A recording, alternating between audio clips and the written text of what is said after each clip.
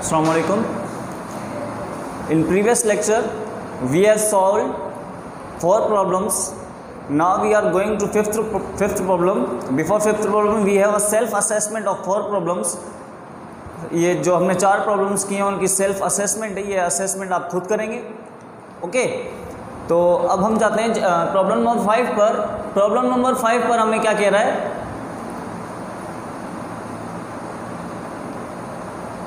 Problem number 5, yes, determine the average value of a kinetic energy of a particle of an ideal gas at 0 degree centigrade and 50 degree centigrade. हमें average kinetic energy मालूम करनी है किसी भी particle की, कहाँ पर? 0 degree centigrade पर और 50 डिग्री सेंटीग्रेड पर। तो डेटा हमारे पास क्या है? काइनेटिक एनर्जी फाइंड आउट करनी है। पॉइंट 1 कहाँ पर? 0 degree centigrade plus 273 that is equal to 273 kelvin, और 50 degree centigrade plus 273 that will be converted into kelvin 323 kelvin. Solution, kinetic energy का फार्मूला हमें पता है कि 1/2 kT, ये हमने पहले पढ़ चुके हैं थ्योरी में, और 3/2 K की वैल्यू हमारे पास कांस्टेंट है 1.38 × 10⁻⁻23, और टेम्परेचर पहले हमें कहाँ पे कैलकुलेट करना है? 273 पर। तो 273 पर हम यहाँ पर रखा और इन तीनों को मल्टीप्लाई किया तो आंसर आया kinetic energy is equal to 5.65 × 10⁻⁻21 joule. और जब 323 मतलब 323 पर हमें फाइंड आउट करना है तो 323 रखा, इन तीनों को मल्टीप्लाई किया तो हमारे पास आंसर आया 6.68 × 10⁻⁻21 जूल। इसी प्रॉब्लम का पार्ट बी कह रहा है कि डिटरमाइन द काइनेटिक एनर्जी पर mole of a particle of an ideal gas 0 degree centigrade and 50 degree centigrade. Kinetic energy मालूम करनी है किसी भी पार्टिकल की 0 डिग्री सेंटीग्रेड पर और 50 डिग्री सेंटीग्रेड पर। तो काइनेटिक एनर्जी हमें कैलकुलेट करनी है। सेम कैलकुलेशन बिल्कुल उसी तरीके से होगा।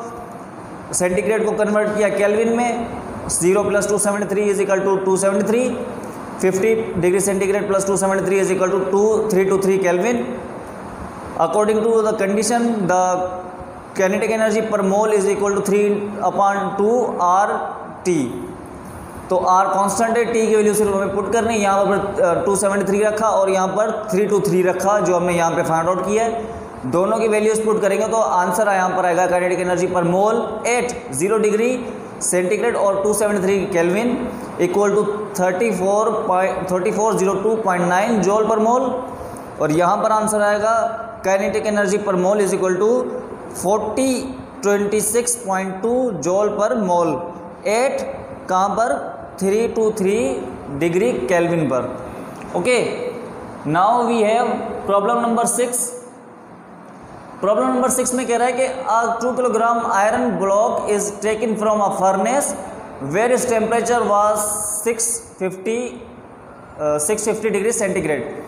2 किलोग्राम का आयरन का ब्लॉक है जो कि फर्नेस से निकाला जा रहा है, जिसका टेम्परेचर 650 डिग्री सेंटीग्रेड है, and placed at the larger block of the ice eight 0 degree centigrade. और उसको रखा जाता है कि आइस के बड़े टुकड़े पर जो कि जिसका टेम्परेचर है 0 degree centigrade. Assume that all the heat given by the iron is used to melt जितनी भी हीट आयरन की तरफ से गिवन है वो क्या हो रही है? आइस मेल्ट हो रही है, पिघल रही है। How much ice is melt, कितनी आइस मेल्ट होगी उस ब्लॉक को ठंडा होने में? तो we have to calculate mass of iron block हमारे पास 2 किलोग्राम है, temperature of iron block 650 degree centigrade, mass of ice melt M2 हमें फाइंड आउट करना है, और टेम्परेचर ऑफ आइस T2 जो है वो 0 डिग्री सेंटीग्रेड है। Specific heat capacity of iron, specific heat of capacity of iron ये कांस्टेंट है C 499.8 joule per kilogram kelvin. Latent heat of fusion of ice, latent heat जो है किस ice की वो कितनी है? 33,600 joule per kilogram. According to the condition, तो डेल्टा उसको हमने क्या करना है कि पहले तो सेंटीग्रेड को केल्विन में चेंज करना है। तो यहाँ पर डेल्टा टी जो है 650 केल्विन हो जाएगा और यहाँ पर भी 650 केल्विन हो जाएगा, जो चेंज इन टेम्परेचर है। सेंटीग्रेड से हमने उसमें कन्वर्ट कर दिया। तो according to the condition heat exchange heat loss by the iron block, जो आयरन ब्लॉक से जो हीट होगी वो गेन कौन करेगा, आइस गेन करेगा, जिसकी वजह से मेल्ट होगी। मतलब जितनी आप उसमें गर्म चीज़ रखोगे उतनी ही ज़्यादा मेल्टिंग होगी। ओके, तो जो हीट जो लॉस्ट होगी आयरन ब्लॉक से वो कैसे फाइंड आउट करेंगे, उसकी स्पेसिफिकेट MC डेल्टा T, और आइस जो मेल्ट गेन होगी, जो हीट जो गेन होगी आइस में वो कैसे होगी, M2HF। तो यहाँ पर हमें क्या कैलकुलेट करना है, M2 कैलकुलेट करना है, तो HF यहाँ पर मल्टीप्लाई करा, इस तरफ अगर डिवाइड करेगा तो हमारे पास सारी वैल्यू प्रॉब्लम में गिवन है। M की वैल्यू 2, C की वैल्यू कॉन्स्टेंट है 499.8, multiply by delta T is equal to 650 degree centigrade kelvin, and HF जो लेटेंट हीट है हमारे पास कितनी है 336,000। जब हम इन तीनों को आपस में मल्टीप्लाई कर और इसके नीचे जो डिनोमिनेटर से उसके साथ डिवाइड करेंगे तो हमारे पास आंसर आएगा मास 2 कितना बचेगा 1.93 kilogram. Okay, now we have problem number 7। Problem number 7 बहुत इजी प्रॉब्लम है। In certain process 400 joule of heat is supply to a system at the same time 150 joule of work done by the system. एक किसी system को heat जो given है वो कितनी है 400 जूल, और उसी टाइम पर वो 150 जूल वर्क भी कर रहा है, तो हमें इंटरनल एनर्जी उसकी कैलकुलेट करनी है। तो डेटा हमारे पास क्या है, delta Q is equal to 400 joule, और वर्क डन हमारा कितना हो रहा है वहाँ पर सिस्टम पर 150 जूल। हमें इंटरनल एनर्जी कैलकुलेट करनी है। इंटरनल एनर्जी का फार्मूला हमने पढ़ा हुआ है, तो delta U according to thermodynamics law, delta U is equal to delta Q minus delta W। Values put करेंगे तो आंसर हमारा क्या आएगा 250 joule is the internal energy of a system.